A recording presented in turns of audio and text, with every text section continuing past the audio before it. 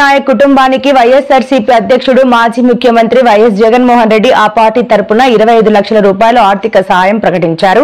మీడియాతో మాట్లాడుతూ వీర జవాన్ మురళీ నాయక్ జీవితం స్ఫూర్తిదాయకమని, ఆయన త్యాగానికి ప్రజలంతా రుణపడి ఉండాలని వైఎస్ఆర్ కాంగ్రెస్ పార్టీ తరపున 25 లక్షల రూపాయల ఆర్థిక సాయం అందిస్తామని వైఎస్ జగన్ తెలిపారు.